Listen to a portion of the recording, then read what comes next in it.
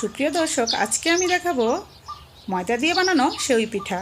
আর এটা কিন্তু খেতে খুবই সুস্বাদু। আর যারা চাউলেরটা খেতে সমস্যা হয়, পেটে গ্যাস হয়, তারা কিন্তু ময়দা দিয়ে করে খেতে পারেন।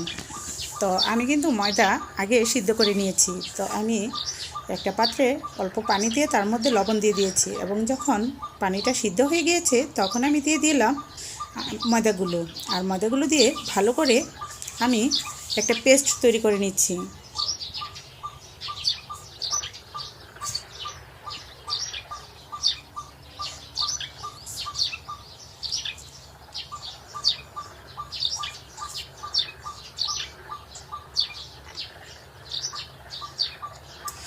তো আমি চুলার উপরে রেখে লো হিটেই আমি কিন্তু পুরোটা পেস্ট তৈরি করে নিব।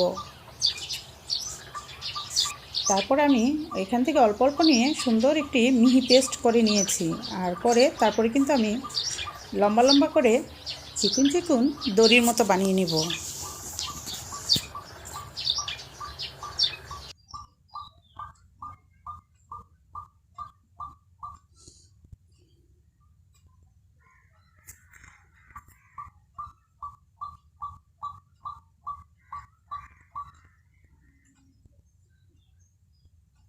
তো এরকম বানাতে পারেন, আর একটু চিকুনও বানাতে পারেন, এটা আপনাদের ইচ্ছা মতো আপনারা করে নেবেন। তো আমি এরকমই রেখেছি। তো এখন দেখুন আমি কীভাবে চিকুন চিকুন করে একদম সেউই পিঠা বানিয়ে নিচ্ছি। আর এটা বানানো কিন্তু খুবই সহজ, আর ময়দা দিয়ে সবচেয়ে সহজে হয়ে যায়।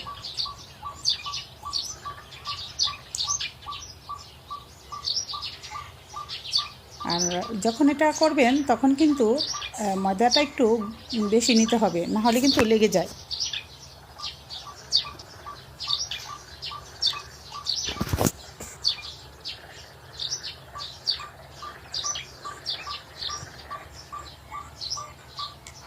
তো আমি এভাবে আমার যে পুরো পাতিলের পেস্টগুলো ছিল সবগুলো দিয়েই কিন্তু আমি এরকম সেউই বানিয়ে নিয়েছি।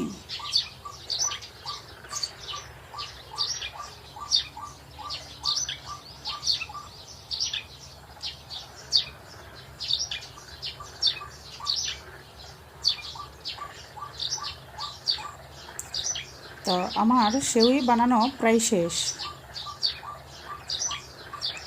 এখন আমি একজন গিফট করেছে আমাকে গুড়, আর এটা অরিজিনাল খেজুরের গুড়, আর এই গুড়টি দিয়েই আমি আজকে তৈরি করব। তো আমি গুড় দিয়ে পানিটা চুলায় বসিয়ে দিয়েছি। তো যখন গুড়টা বলক চলে এসেছে এবং গলে গিয়েছে, তখন আমি পিঠাগুলো দিয়ে দিয়েছি। যদি চাউলের হয় তাহলে কিন্তু অবশ্যই আগে বাফ করে নিতে হবে, সিদ্ধ করে নিতে হবে। আর যেহেতু এটা ময়দার, তাই এটা সিদ্ধ করে নিতে হয়নি, আমি সরাসরি দিয়ে দিয়েছি। আর দিয়ে দিলাম একটু লবণ। যারা ডেজার্টে লবণ পছন্দ করেন না তারা স্কিপ করতে পারেন। দিয়ে দিলাম আমি 2টো তেজপাতা, আর দিলাম এলাচ এবং দারচিনি। এটাও যারা পছন্দ করেন না স্কিপ করে নিতে পারেন।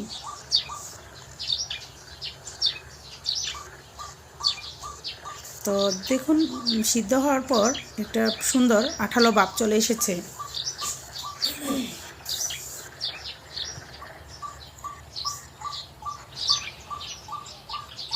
তো এখন আমি দিয়ে দিচ্ছি দুধ। আর দুধটাকে আমি অবশ্যই জাল করে 1.5 লিটার দুধকে আধা লিটারের ওপরে করে নিয়েছি। দুধটা যত গাঢ় হবে তত কিন্তু এটা খেতে টেস্ট হবে।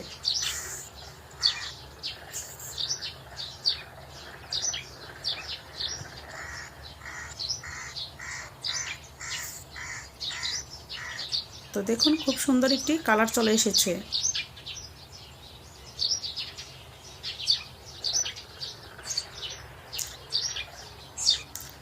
আর একটু জাল করলে কালারটা আরও সুন্দর চেঞ্জ হয়ে আসবে। তো দেখুন হয়ে গিয়েছে আমার সেউই পিঠা, আর এটা কিন্তু সম্পূর্ণ ময়দা দিয়ে করা। তো ভিউয়ার্স, বাসায় বানিয়ে খেয়ে দেখতে পারেন, আশা করি অনেক ভালো লাগবে। এটা বিকেলের নাস্তা হিসেবে কিন্তু খুব ভালো লাগবে। তো ভিউয়ার্স, ভালো থাকবেন। আল্লাহ হাফেজ, আসসালামু আলাইকুম।